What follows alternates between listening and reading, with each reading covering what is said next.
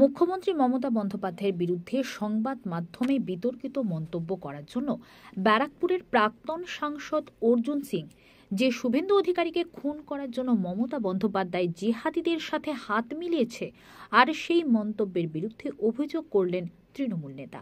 যদিও এই বিষয়ে অর্জুন সিং অনড়, তার পাল্টা দাবি রাজ্যে জিহাদিদের সরকার চলছে। মমতা বন্দ্যোপাধ্যায়ের প্রশ্রয় রাজ্যে জিহাদি জঙ্গিরা ঘাঁটি গেড়ে বসে পড়েছে। কে সংখ্যালঘুকে সংখ্যাগুরু করতে হবে। যে রাজ্যের একজন মন্ত্রী সরাসরি বলছে কে পশ্চিম বাংলাতে উর্দু ভাষী 50% হয়ে গেলে তখন আমরা খুশি হব। যে রাজ্যের একজন মন্ত্রী বলছে কি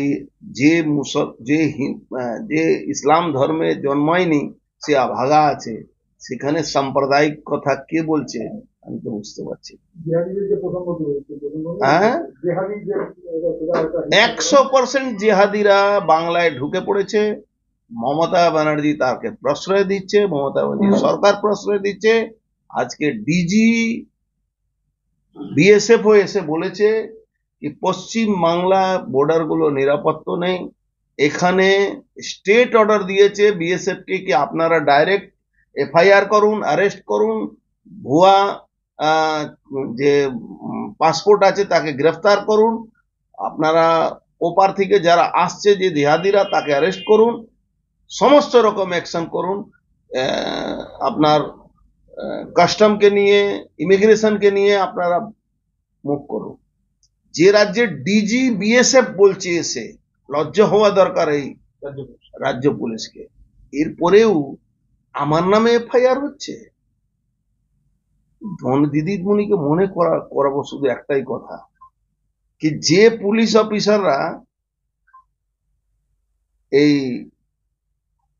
আপনার হুগলিতে কি হচ্ছিল কারখানা সিঙ্গুরে রাত্রিবেলা দিদিমণিকে যে পুলিশ অফিসার, যখন আমি কালকে আমাদের পূর্ব সাংসদ অর্জুন সিং এর স্টেটমেন্ট আমি যখন শুনলাম, আমার মনে হৃদয় অনেক আঘাত পেয়েছি আমি।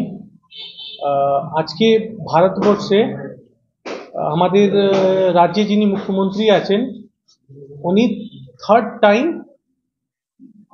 নিজের ফেসে জনতার সাপোর্ট নিয়ে উনি মুখ্যমন্ত্রী হয়েছেন। উনি একটা সাংবিধানিক পোস্টে বসে আছেন বর্তমানে।